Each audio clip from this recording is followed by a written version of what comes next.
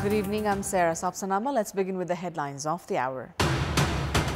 Nepal clinches a historic success in women's cricket, defeats Maldives by 214 runs to enter into the quarterfinals of ACC Premier Cup. Rubina scores a historic century.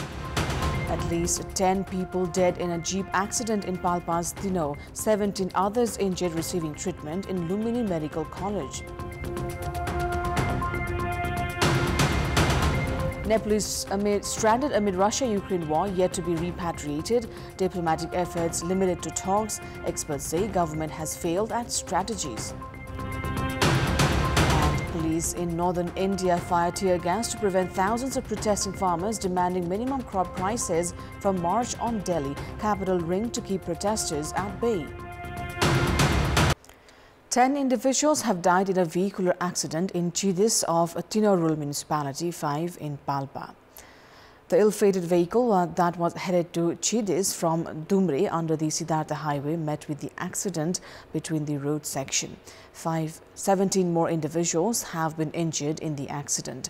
Dinesh Khimire, a local resident who had assisted in the rescue of the passengers, said that all those who have died and have been injured are the residents of Chidis.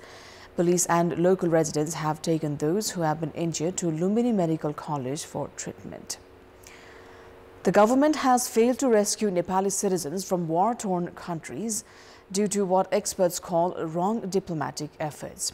Government's efforts have lacked to ensure the safe release of Kanchanpur's Bipin Joshi, who has been held hostage by Hamas since 4 months. Meanwhile, the number of Nepali youths dying as they fight in the Russia-Ukraine war have been increasing.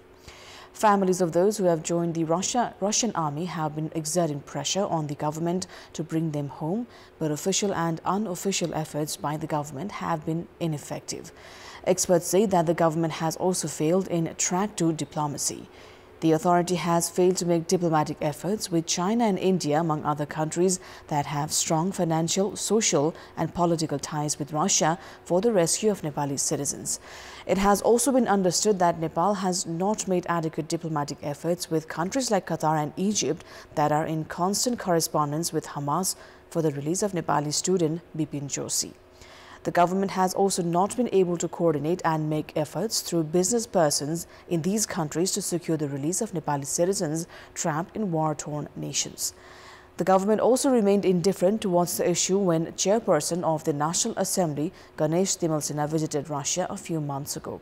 The Ministry of Foreign Affairs on 4th of December last year had corresponded with the Russian authorities through a diplomatic note urging them not to recruit Nepali nationals in the army and repatriate those who had already been recruited. A week later, during the graduation ceremony of Kathmandu University, Prime Minister Pushpa Kamal Dahal claimed that efforts were being made to rescue Nepali nationals in the Russian army. Likewise, Minister for Foreign Affairs had stated that he had corresponded with the Deputy Foreign Minister of Russia regarding the issue during the summit of the Non-Aligned Movement NAM in Uganda. However, all these efforts have failed to yield desired results so far. Maoist Center has kicked off its first statute convention 18 years after it entered the peace process following 10 years of armed conflict. Group-wise discussions are underway on the party's proposed statute. Inaugurating the event, party chair and Prime Minister Pushpa Kamal Dahal said he wants to lead the party once again, but added he was ready to leave the leadership if anybody else wanted to stake their claim. Dahal called on all supporters for unity. Around 1,200 representatives are participating at the convention, divided into 20 groups that are dwelling on the proposed statute before it is approved. The convention is of 3 days and preparations are being made to reduce the size of the Central Committee. Based on the proposed statute, a 151-member Central Committee has been proposed, which will include 19 parliamentary officials.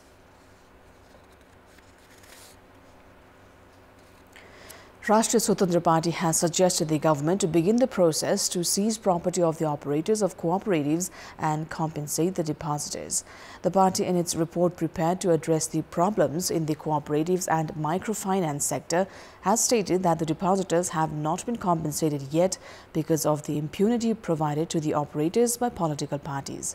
The report has pointed out that the market has remained unstable due to weak monetary policy and flaws in the budget, which has impacted the cooperative sector. The report also attributes the problem to formulation of concerned acts and policies in favor of the operators and investment of deposits in unproductive sector. The report has concluded that the issue has not been addressed amid government's failure to implement the suggestions provided by 8 committees that had been formed earlier. The report shows that cooperatives and microfinances hold properties as security for loans and transfer the ownership illegally.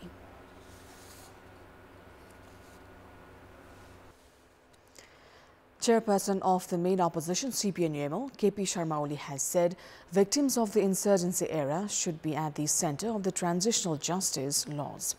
Addressing the 4th National Convention of Human Rights Activists in the capital, Oli said that the opposition was ready to conclude the peace process, but the ruling coalition parties were not. Oli called the failure to conclude the peace process in 18 years a tragedy and questioned if it was justified enough to keep victims in pain by not delivering them justice. At the same event, Nepali Congress leader Shekhar Koirala opined the transitional justice process should not be made a political issue and emphasized on the need for laws that accommodate the recommendations made by the Supreme Court and the Human Rights Commission. Koirala warned the country's image would be tarnished if the issue was viewed through political lens and insisted the laws should be victim-centric. Leader Koirala also opined the citizens had yet to fully feel democracy. The convention will continue till tomorrow.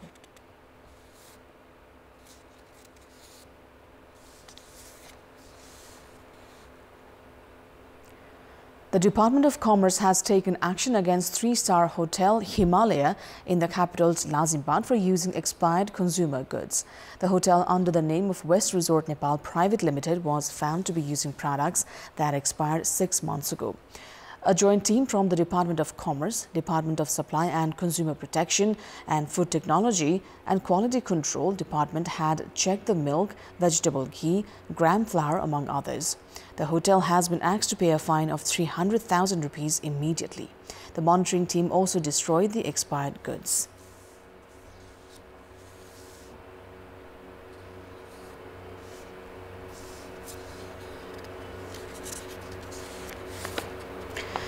Most service seekers at hospitals tend to face shortage of blood and end up having to pay hefty sum for purchase. The government, meanwhile, has failed to monitor the scenario. In many cases in the capital, caretakers of those in need of blood have to make rounds of hospitals and blood units in search of blood, and most often they do not get the required amount. Although the public donates blood for free, they end up having to purchase blood when needed, even though the state's laws has made it illegal to sell or buy human blood. However, on contrary to the laws, the government has also determined the rate of blood some 2 years ago, based on which one can buy blood for a minimum of 810 rupees to 1640 rupees per unit, which was revised from the previous rate of minimum of 525 rupees to 1000 rupees. The government has said the costs are imposed for the testing and storage fees. Blood donors accuse the government of doing policy business. In order to deal with the shortages, a few local levels and provincial governments have struck an agreement with the Red Cross for free supply of blood for the locals of the region. For instance, locals of Bagmati province can access blood for free upon government recommendation. A few local levels also provide blood upon hospitals' recommendation. However, the Blood Transfusion Service Centre still charges for inquiry from the provincial and local levels. According to the National Public Health Laboratory, there are 14 private blood banks in operation at the moment, in addition to over 100 branches of the Red Cross. Apart from these, there are yet to be accounted blood banks in government and private hospitals. And in this context, in our Public Voice segment, today we've asked people in several provinces if it is easy for them to access blood when needed. Let's take a look at what they had to say.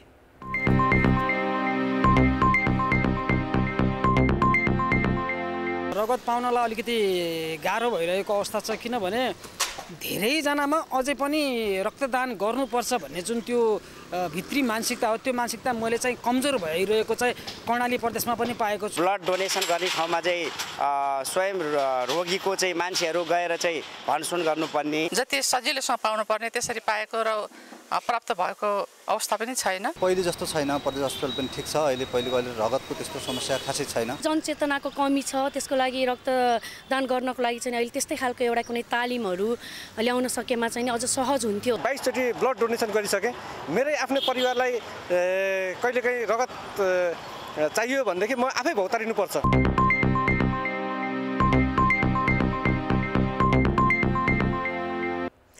It is time now for our segment Public Pulse, where you text us with your opinion. Public Pulse. But before today's question, let's take a look at the results from yesterday's poll. Yesterday we asked you, what do you term the trend of introducing ambitious budget but making reductions during implementation?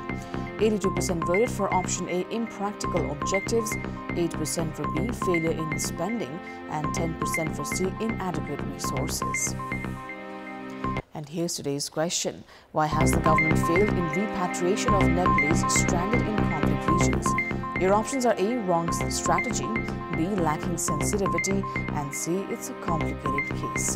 The voting is on. Type NEWS, select your option A, B, or C, and send it to 34001 to share your opinion with us.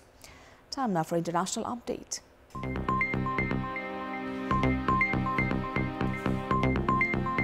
Indian security forces have fired tear gas in a bid to stop thousands of farmers marching on New Delhi after talks with the government failed.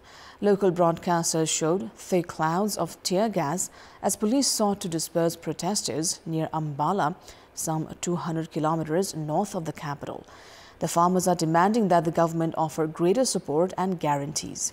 Police sealed multiple entry points into New Delhi by erecting barriers of barbed wire, spikes and cement blocks. Large gatherings in the capital have been banned and internet services suspended in some districts of the neighbouring Haryana state. Negotiations between union leaders and government ministers yesterday failed to produce consensus on the farmers' key demands, which include higher support, guaranteed prices for their produce and forgiveness for loans, as well as a clutch of other concessions. Farmers in India have political heft due to their sheer numbers. The threat of renewed protests comes ahead of the national election that are likely to start in April. The march echoes protests in 2021 when farmers breached barricades and marched into the city on Republic Day. Thousands of Indian farmers die by suicide every year because of poverty, debt and crops affected by ever more erratic weather patterns caused by climate change.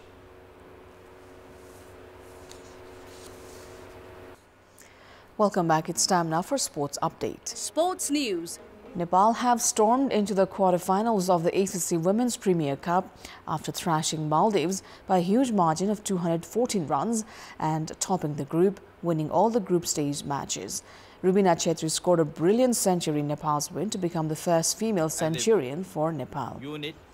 In the Group B match played at the YST UKM Oval in Bangi, Malaysia today, Nepal batted first after winning the toss and posted an impressive total of 227 runs for the loss of 4 wickets in the allotted 20 overs. This was a record high score for the women's team of Nepal.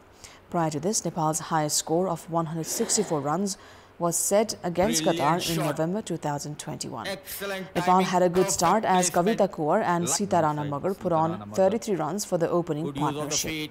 Nepal then lost quick wickets and were 4 wickets down when 61 runs were on the board.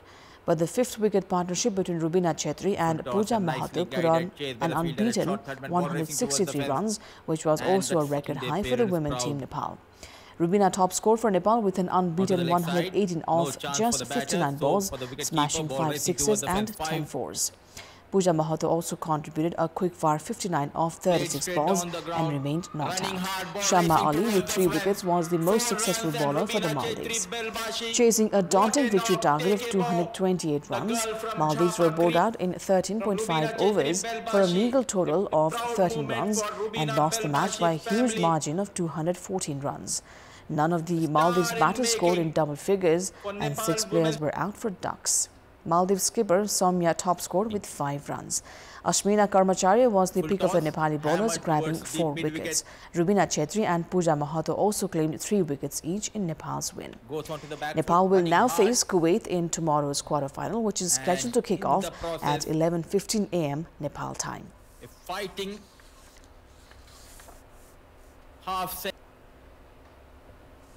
221.